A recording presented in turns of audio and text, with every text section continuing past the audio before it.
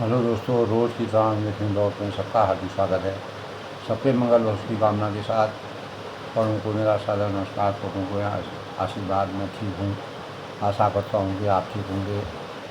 रामचरितमानस के अयोध्या कांड के प्रसंग में दोस्तों, भगवान राम, लक्ष्मण और सीता जब माता पिता की आज्ञा के परिणाम स्वरूप 14 साल का वनवास संपूर्ण करने के लिए वन यात्रा प्रारंभ की। पहले दिन उन्होंने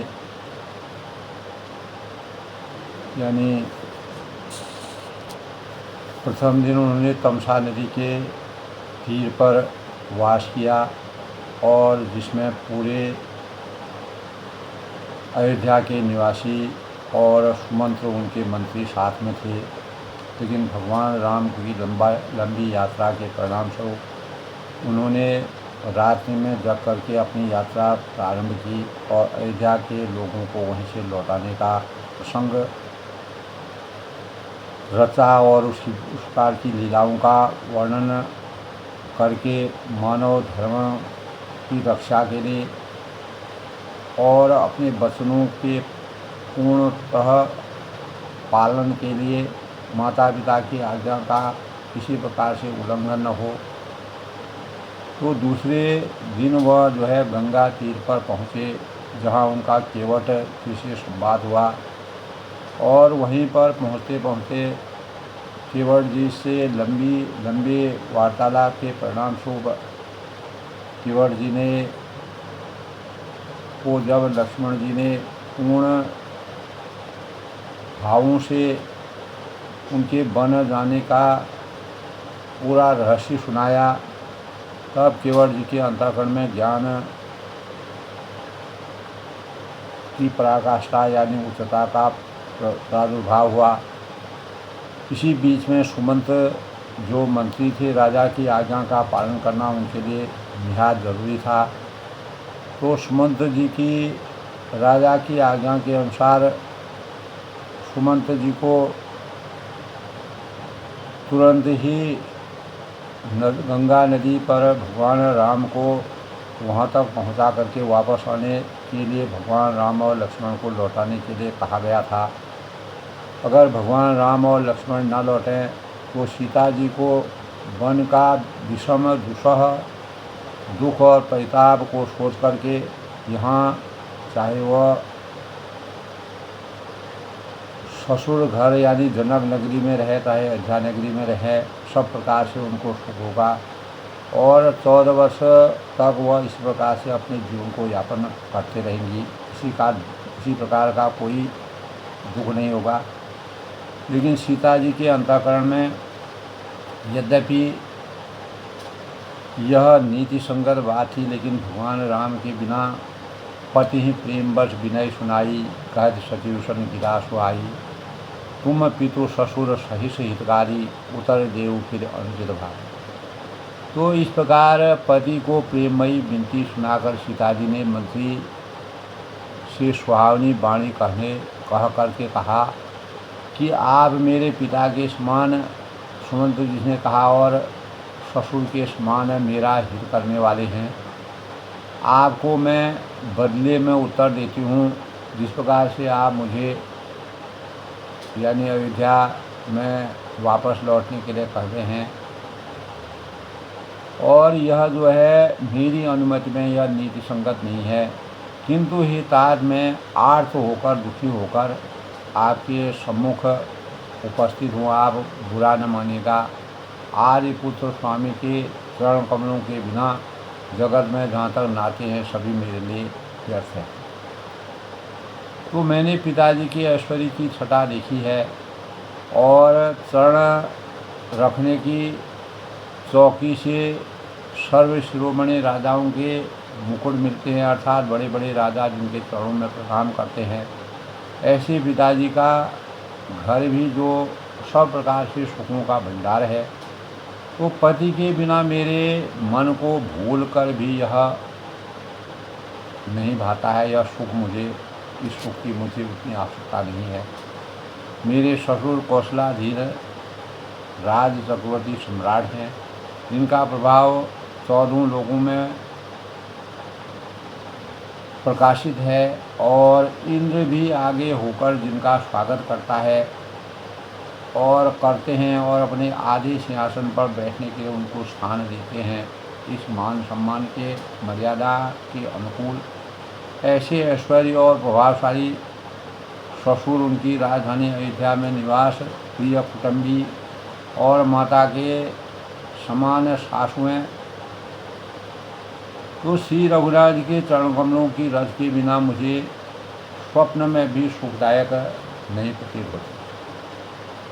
तो दुर्गम रास्ते, जंगली धरती और पहाड़, हाथी, सिंह, अथाह तालाब और नदियाँ, कोल, भील, किरात, अनेक प्रकार के तरह तरह के पशु पक्षी प्राणपति श्री रघुनाथ के साथ रहते हुए मुझे उनसे किसी प्रकार का कोई भी भय नहीं है।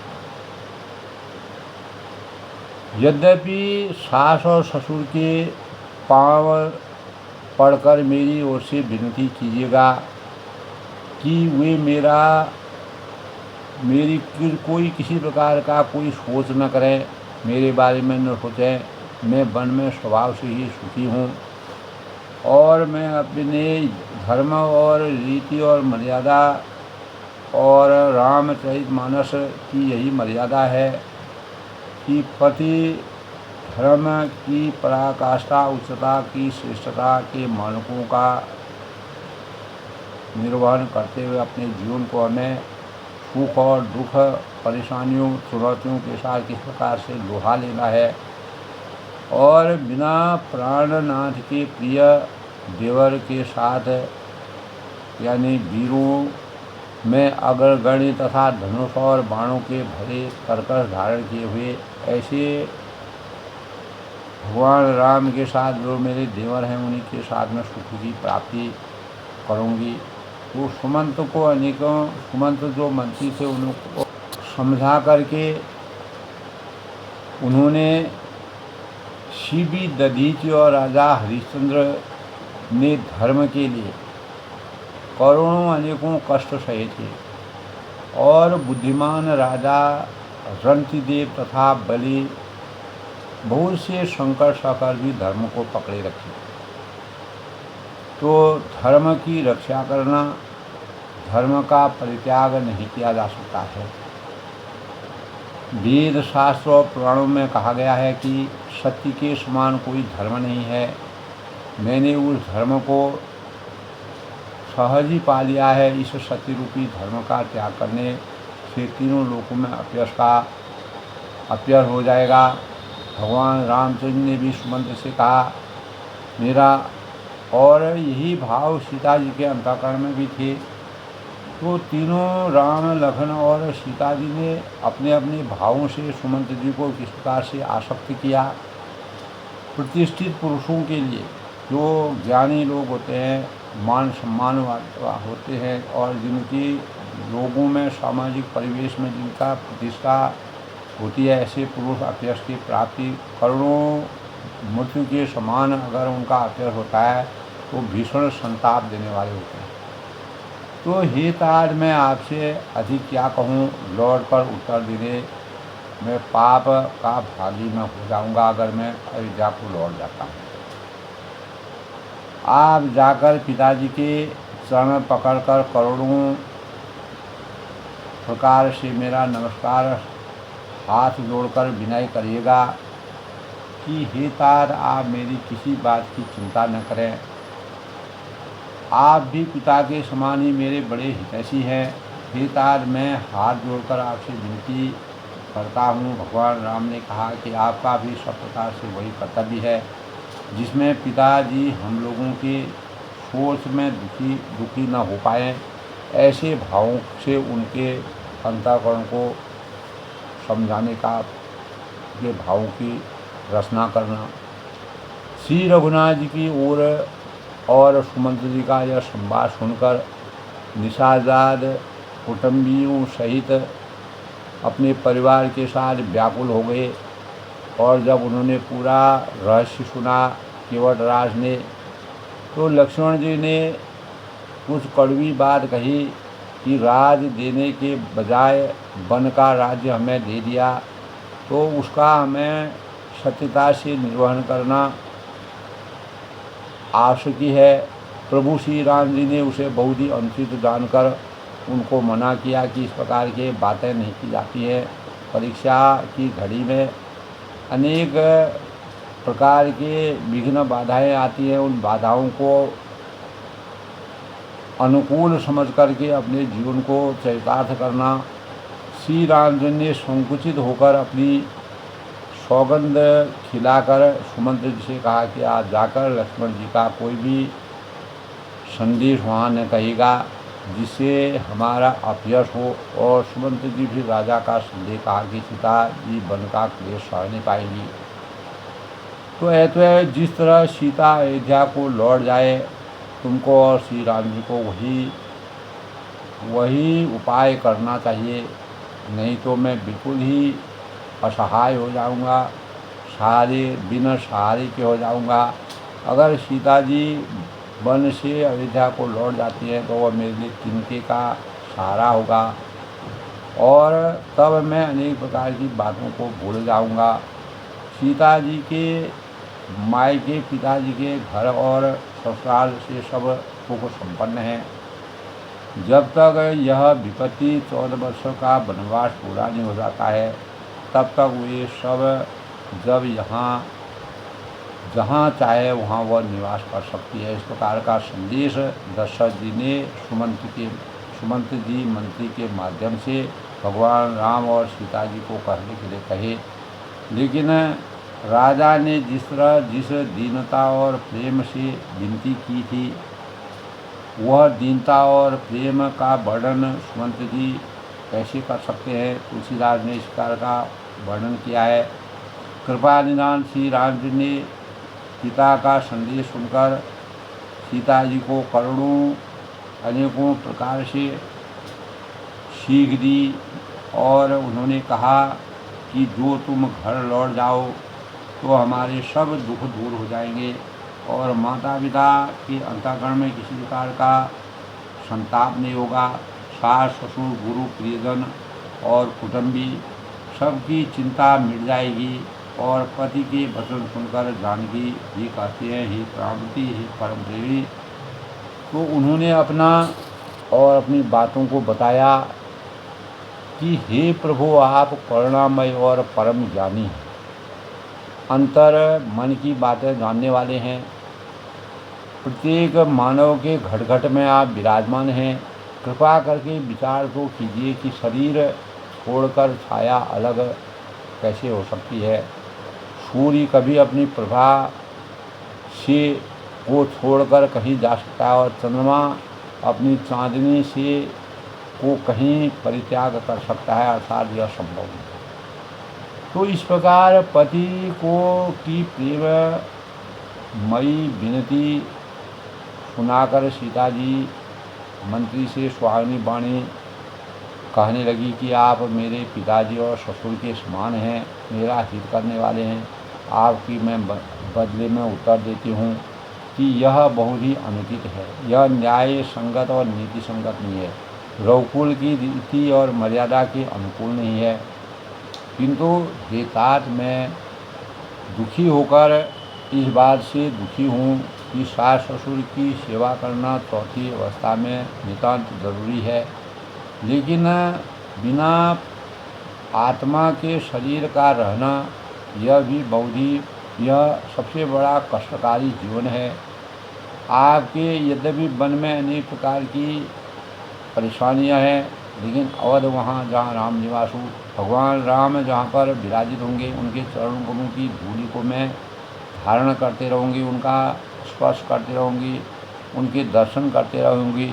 तो मुझे किसी प्रकार के भी वन की जो परेशानियां हैं, कठिनाइयां हैं, चुनौतियां हैं, उनको मैं हर्ष के साथ सहने में समर्थवान होंगी।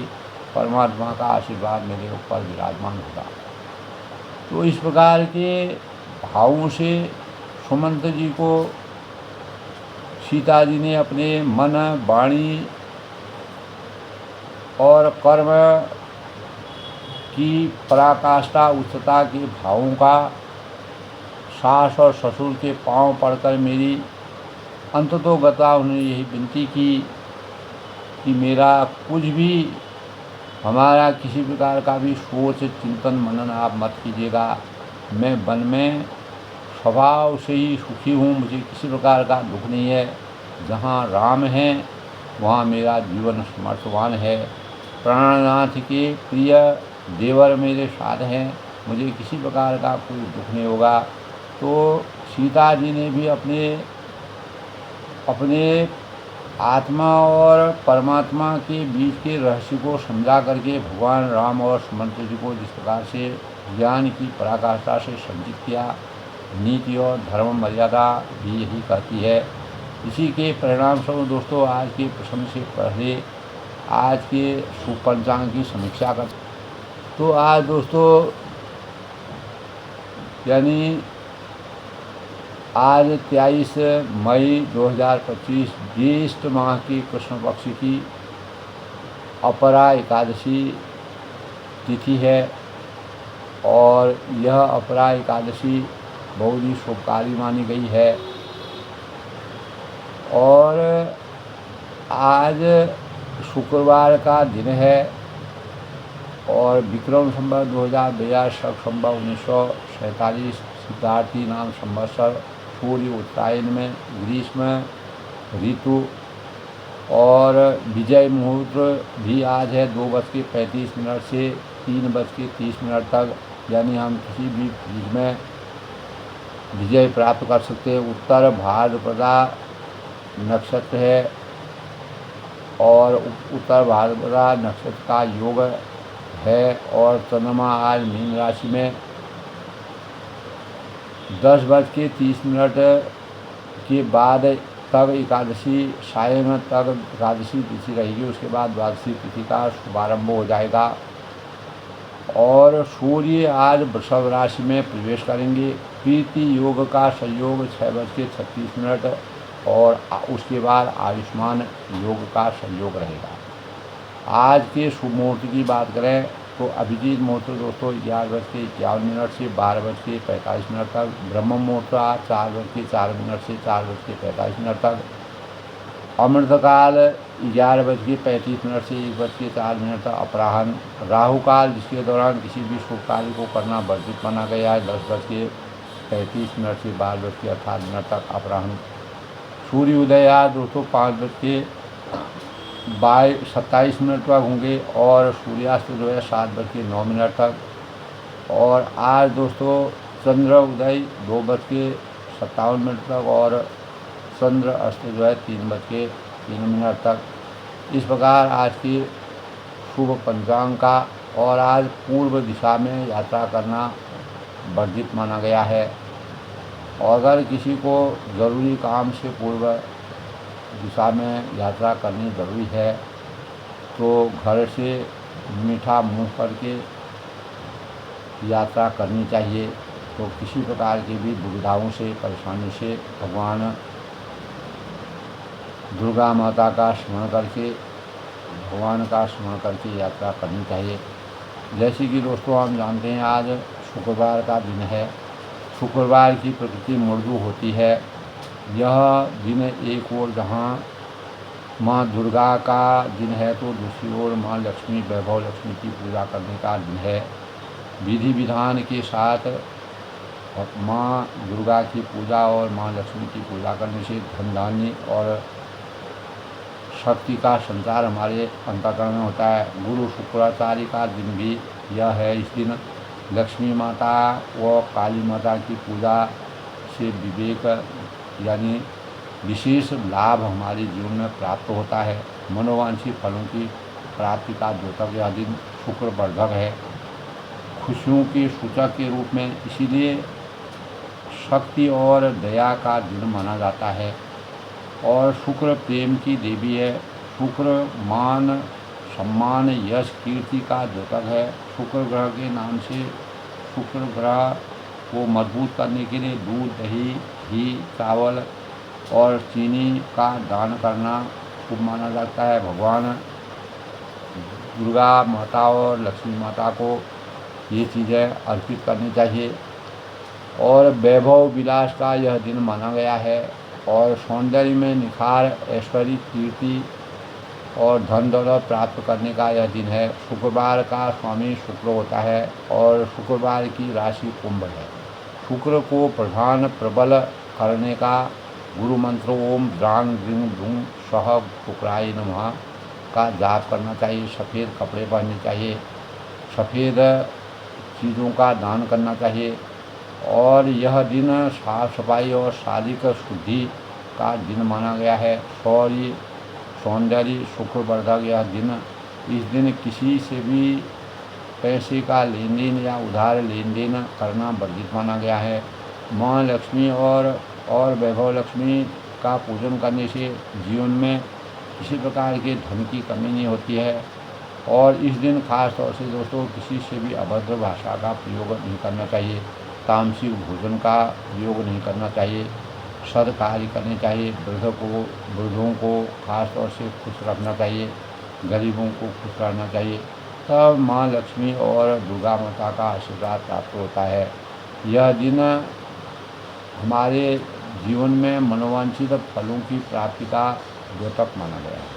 इसीलिए शुक्रवार जो है यश, कीर्ति, मान सम्मान का द्योतक है, आकर्षण का दिन है। इस दिन व्रत, ध्यान, भगवान यानी लक्ष्मी माता और दुर्गा माता की पूजा करने से हमारे जीवन में धन और शक्ति से हमारे जीवन में सौहार्द की उत्पत्ति होती है और हमारा जीवन ज्ञानवर्धक बनता है। तो भगवान राम जो है वह भाई लक्ष्मण और सीता सहित वन की ओर जब जाते हैं, वन में लक्ष्मण जी श्री रामचंद्र जी की तरह ही अपना वेश धारण करते हैं और श्री रामचंद्र जी भी वही कहते हैं और करते हैं, जिससे सीता जी के और भाई लक्ष्मण सुख का अनुभव करते हैं।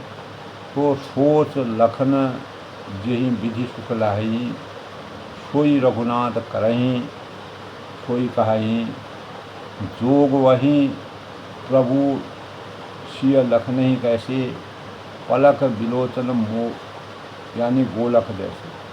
इससे यह सीखना चाहिए भगवान राम, लक्ष्मण और सीता जब वन में जाते हैं कि अपनी सेवा करने वाले छोटे भाई और पत्नी को मैंने सुख पहुँचाया, वैसे ही कार्य करने चाहिए तथा उनके वैसी ही रक्षा करनी चाहिए जैसे पलकें जो है वह आँखों की करती है। तो भगवान रामचंद्र जी को सबसे ज़्यादा त्याग के परिणाम स्वरूप अपने सुकुमारी सीता और लक्ष्मण जी का विशेष ध्यान वह रखते थे, क्योंकि मर्यादा की रचना के अनुसार वह सबसे बड़े थे।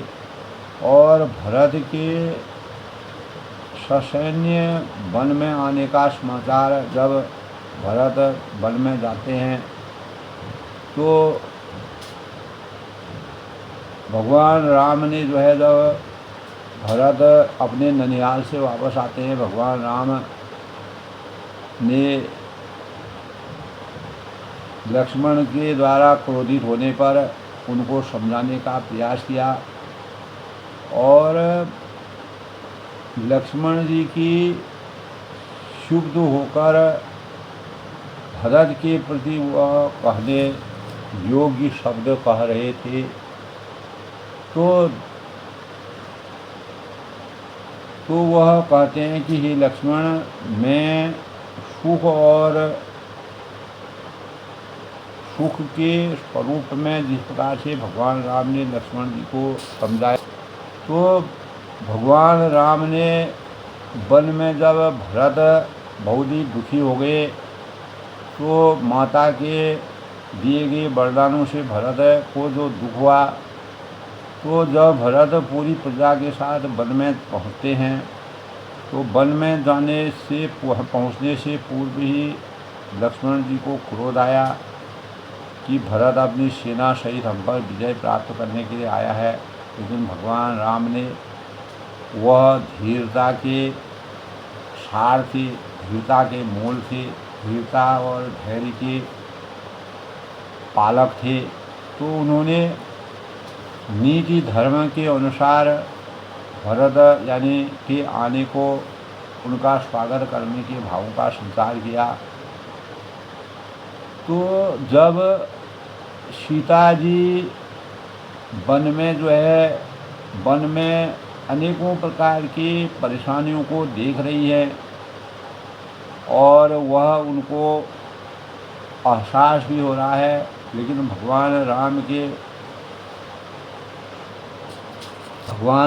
के स्वरूप का और उनके चिंतन मनन करते हुए उनके चरणों में आशीर्वाद प्राप्त करके उनको किसी प्रकार के दुख का एहसास नहीं हो रहा है। तो आज के प्रसंग में दोस्तों, जब सुमंत जी ने अनेकों याचना और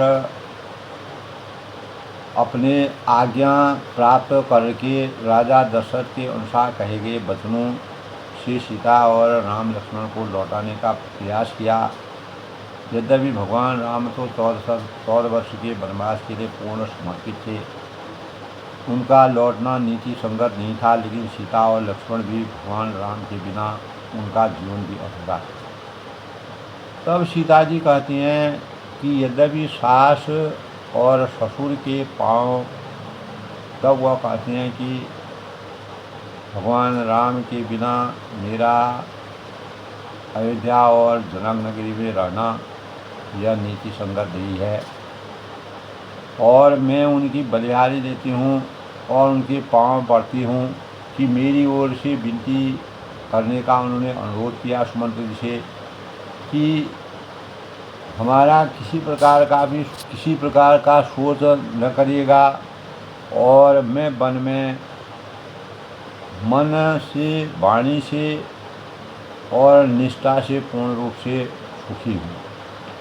तो प्राणनाथ प्रिय देवर था वीर धुरीन धरे धनुमा, नहीं मग श्रम भ्रम दुख मन मोरे, मोहि लगी सोच करिय धनु। यानी वीरों में अग्रगणी तथा धनुष और बाणों से भरे और तरकस धारण किए हुए मेरे प्राणनाथ और प्यारे मेरे जो देवर मेरे साथ में हैं, उनके ऊपर मुझे पूरी आसक्ति है।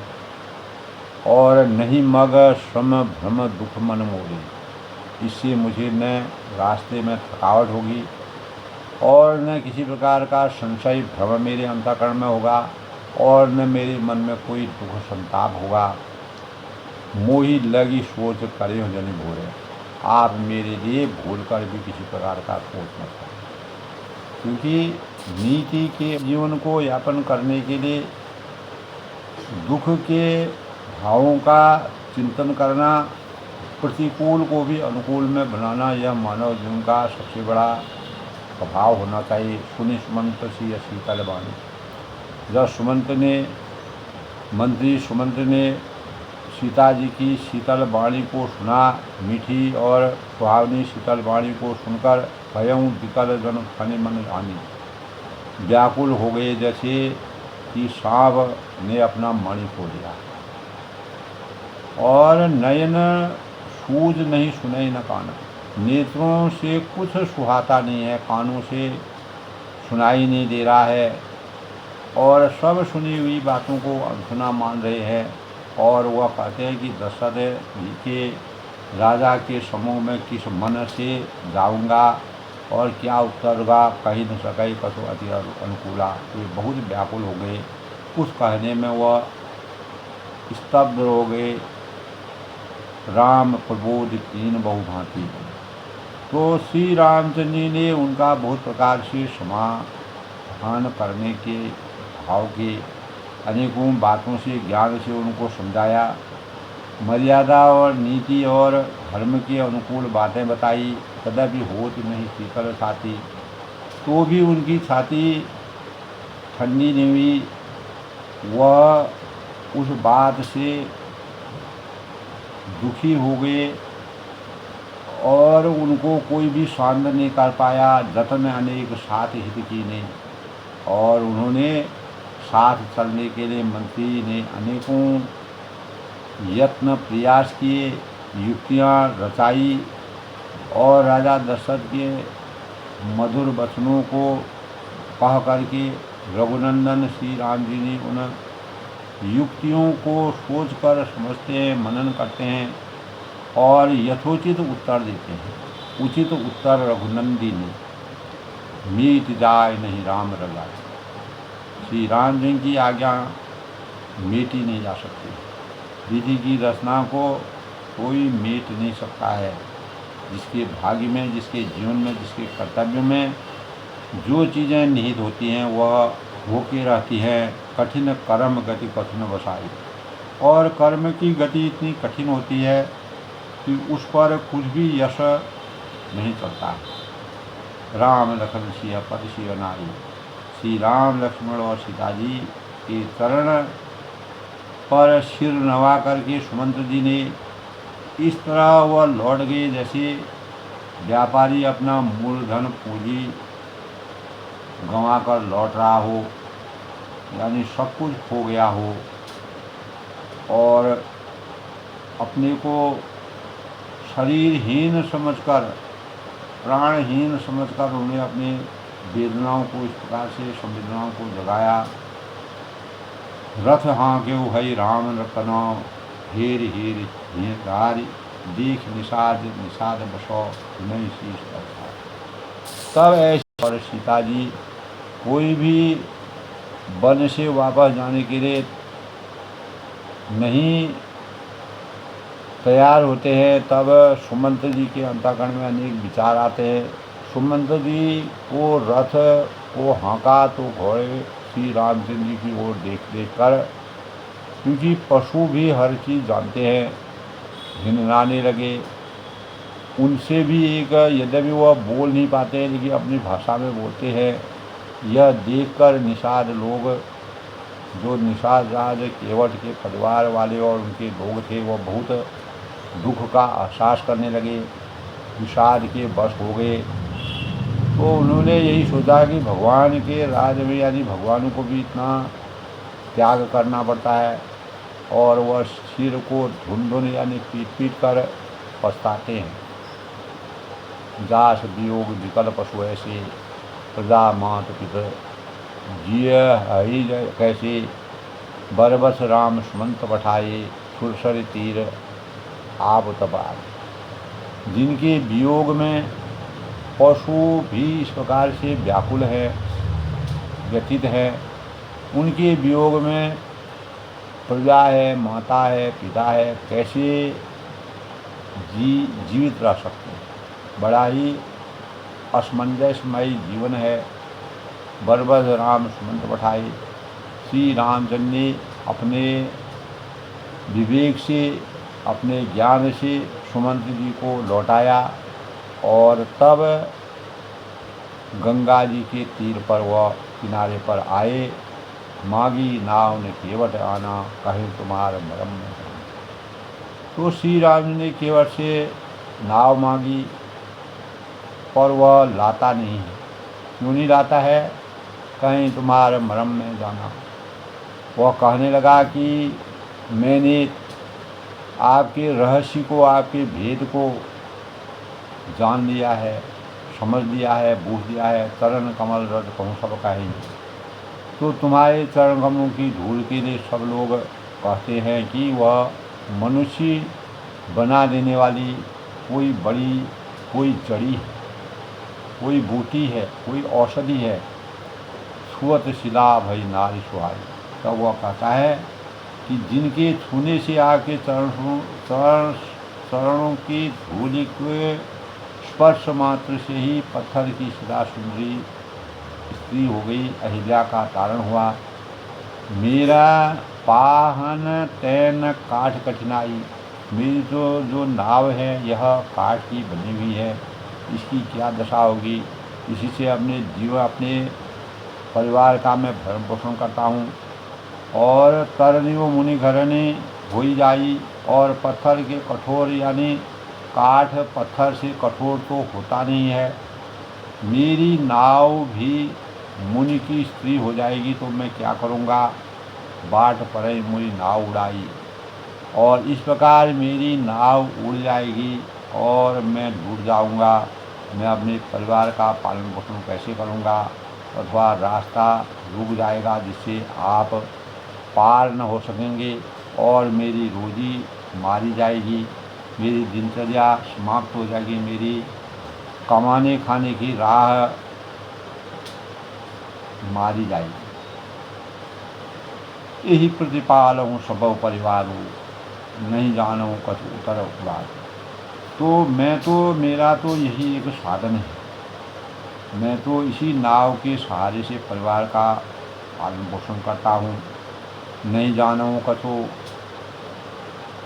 और कबारू, और दूसरा कोई ऐसा धंधा मेरे पास नहीं है, कोई रोजी ऐसी नहीं है जो प्रभु पार अवश्य गांठ हो। यदि भगवान आप अवश्य ही पार जाना चाहते हैं तो मुझे पहले अपने चरण कमल को धोने का मोई पदम पखारन कहो, यानी आपके चरणों कमलों को पखारने धो लेने के लिए मुझे कह दो, तब मैं अपने जीवन को सामर्थ्यवान समझूंगा। पद कमल धोई चढ़ाई नाव नाथ उतार ही कही, मोहि राम रावरी आन दशर कपट सब साथी कही। बरु तीर मानहु लखन पै जब लगी न पाए पखारी हूँ, तब लगी न तुलसी दास नाथ कपाल पार उतारे।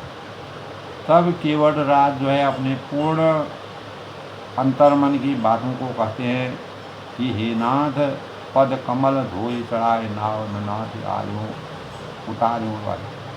उतारे हूँ चहूँ, यानी मैं चरण कमल धोकर आप लोगों के नाव पर चढ़ा लूँगा। मैं आपसे कुछ भी उतराई नहीं दूँगा।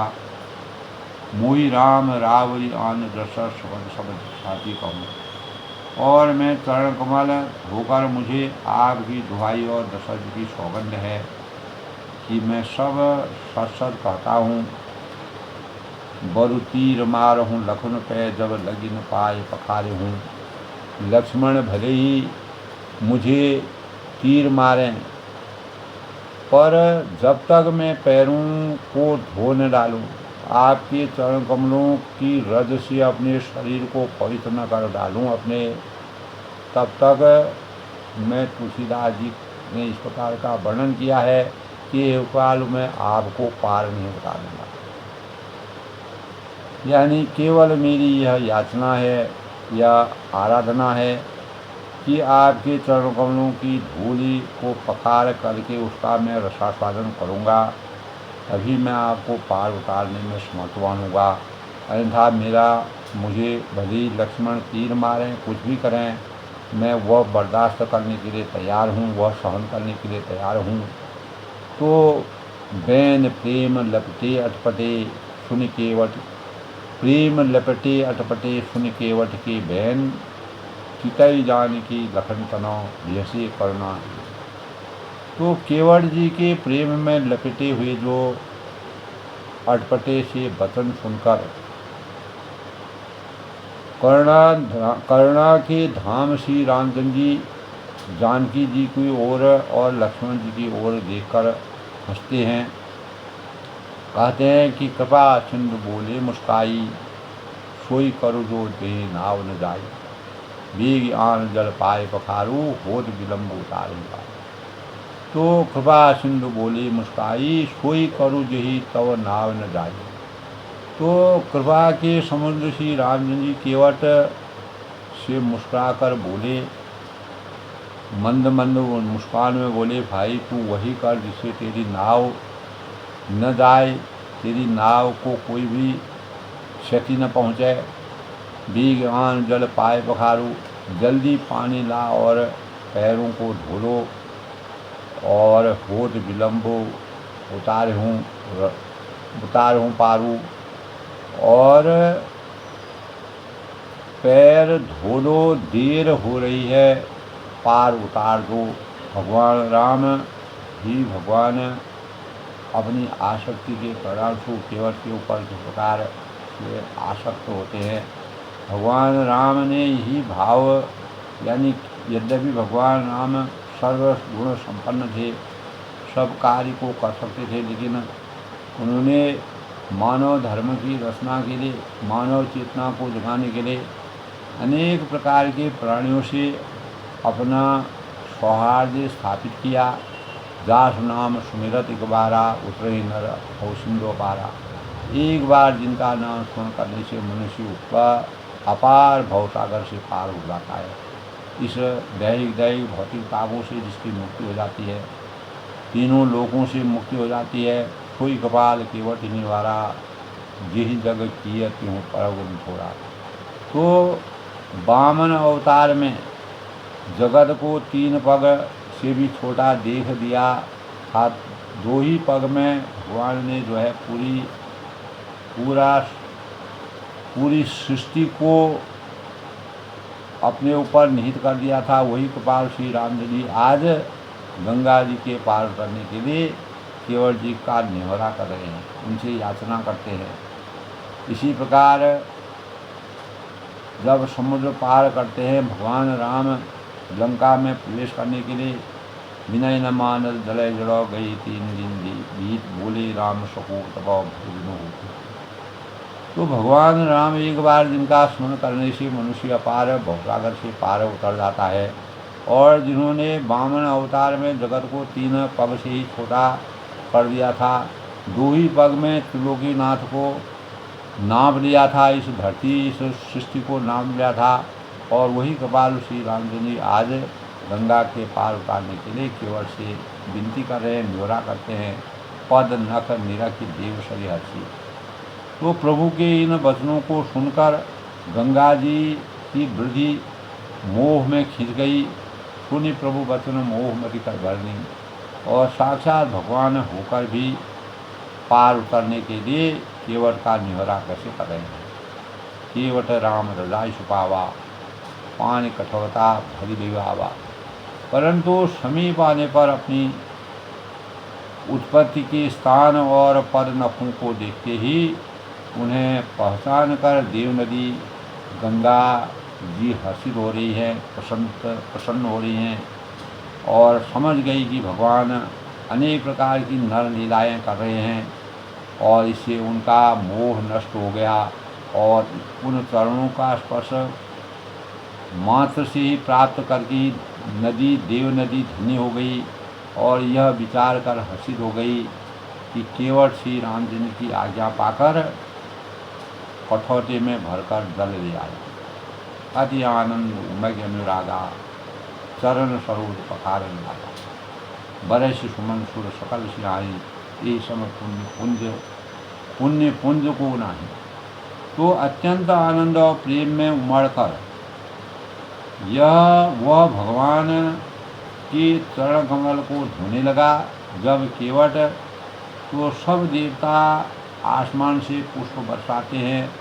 जिन देवताओं ने जो रात दिन भगवान के चरणों में ध्यान लगाए हुए हैं, अनेक ऋषि है, मुनि हैं, ऐसे परमात्मा के चरण गुणों को स्पर्श करके उनके चरण स्पर्शों का जल जो है वह केवट को प्राप्त होता है। तो हुए सोई जो राम रजरा खा, कोट करी तरक बढ़ावी शाखा। तो वर्षा कर सिहाने लगे कि इसके समान पुण्य राशि कोई नहीं है, और आज केवट का जीवन जो है धन्य हो गया है, और केवट को भगवान की प्राप्ति हो गई है। पद पखार जल पान करी आप सहित परिवार। तब केवट ने पूरा फायदा उठाया, और चरणों को धोकर सारे परिवार सहित स्वयं उस जल के चरणों के जल को पी करके उस महान पुण्य को प्राप्त किया। धर्म अर्थ काम मोक्ष की पराकाष्ठा या उच्चता को प्राप्त करके पितर पार करे प्रभु पुनि, मुदित गये देव पार। अपने पितरों को भवसागर से अनेकों पितरों तक को भी भवसागर को पार करके फिर आनंदपूर्वक प्रभु श्री रामचंद्र जी को गंगा जी के पार ले गया। तो यह है भगवान की भक्ति, श्रद्धा भाव का समर्पण। तो भगवान ने अनेक प्रकार की लीलाओं के परिणाम स्वरूप केवट को किस प्रकार से धन्य किया, वह रामचरितमानस का एक अभूतपूर्व प्रसंग है, जो मानव चेतना में मानव के लिए कितना समर्पित होता है। भगवान राम ने मानव रूप में अवतरित होकर के जिस प्रकार से केवट के जीवन को परिवर्तित करके अपनी आसक्ति, अपने चरण कमलों की रस से उसको धन्य किया, मोक्ष की प्राप्ति की। तो हो ही सोई जो राम रजिया था, ताको प्रभु कछु अगम नहीं, जा पर तुम कृपाल, ताको प्रभु अगम नहीं, जा पर तुम अनुकूल, तव प्रताप बड़वा नहीं, जा सके फलफूल। तो भगवान का आशीर्वाद अगर जब प्राप्त होता है तो इस संसार में, इस सृष्टि में, इस जगत में कोई भी कार्य जो है असह्य या असहनीय या प्रतिकूल नहीं होता है, सब अनुकूल होता है। लेकिन भगवानों ने अनेक प्रकार की लीलाओं के लिए मानव चेतना को जो जगाने का प्रयास किया वह अभूतपूर्व है। और आने वाली पीढ़ी के लिए, और जो भी रामचरितमानस का पठन पाठन अध्ययन करते हैं, ज्ञान अर्जित करते हैं, उनके लिए एक प्रकार से बहुत सबसे बड़ी प्रेरणा है। इसी से मानव चेतना जगती है और हमारे अंतःकरण में भगवानों के प्रति श्रद्धा भावों का समर्पण होता है और प्रभु की वास्तविक शक्ति का ज्ञान हमारे अंतःकरण में विराजता है। इस प्रकार केवट जो है एक दीनहीन गरीब, जिसका जीवन केवल एक काठ की लकड़ी यानी नाव पर